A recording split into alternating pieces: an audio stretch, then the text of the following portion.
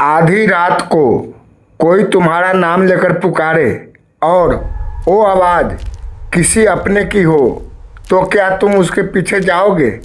लेकिन अगर अगली सुबह तुम्हारे पैरों के निशान तालाब तक जाए और वापस आने के निशान ही ना हो, तो आज मैं तुम्हें एक ऐसे गांव की कहानी सुनाने जा रहा हूं जहां लोग अंधेरे से नहीं बल्कि पानी में दिखने वाले अपने ही चेहरे से डरते थे। रात के ठीक 1:47 चारों तरफ घना अंधेरा था। ठंडी हवाएं सूखे पेड़ों से टकरा रही थी।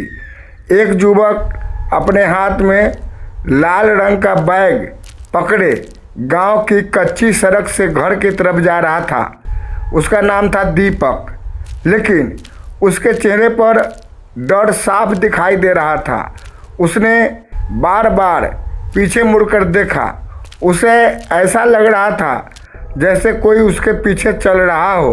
तभी छन छन छन पायल की धीमी आवाज़ उसके कानों में पड़ी। वो अचानक रुक गया।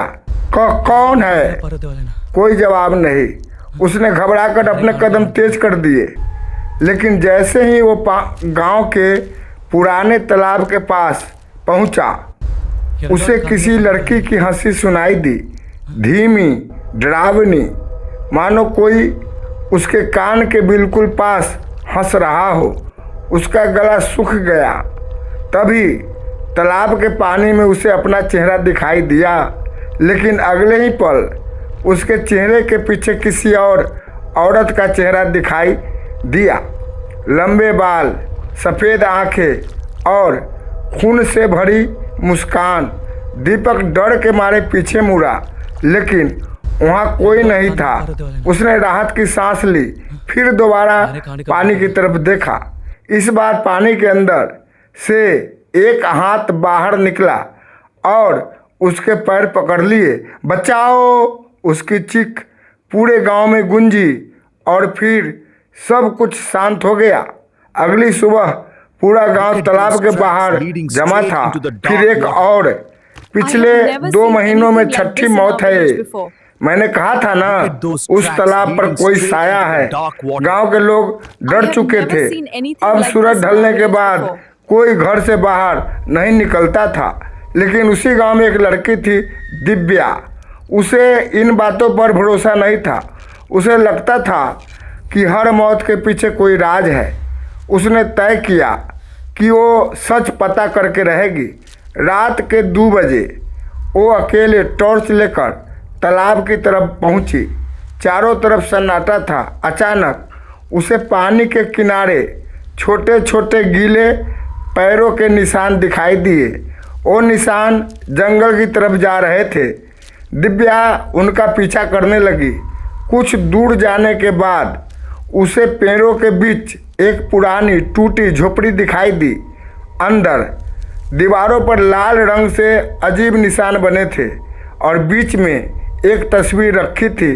तस्वीर देखकर दिव्या के पैरों तले जमीन खिसक गई, क्योंकि तस्वीर में वही लड़की थी जो 3 महीने पहले गांव में रहस्यमय तरीके से गायब हुई थी।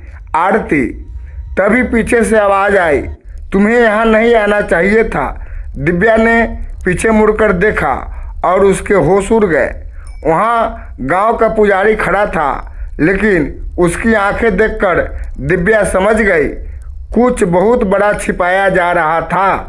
पुजारी बोला, जिसे गांव वाले आत्मा समझ रहे हैं वो आत्मा नहीं बल्कि किसी के पापों की सजा है। धीरे धीरे 3 महीने पहले गांव के कुछ लोगों ने लालच में आकर आरती को रात में यहाँ बुलाया था। उसने गांव वालों की चोरी पकड़ ली थी और अपने राज खुलने के डर से उन्होंने उसे तालाब में धक्का दे दिया। लेकिन मरने से पहले आरती ने सिर्फ एक बात कही थी, मैं वापस आऊँगी। अब जो भी मौतें हो रही थी वो सिर्फ शुरुआत थी, क्योंकि जिन लोगों ने उसे मारा था उनके नाम अभी बाकी थे। अगली सुबह दिव्या अपने घर में उठी उसे लगा सब खत्म हो गया, लेकिन जैसे ही उसने आईने में देखा, उसके पीछे गीले बालों वाली एक लड़की खड़ी मुस्कुरा रही थी और धीरे से बोली, अब तुम्हारी बारी है। क्षण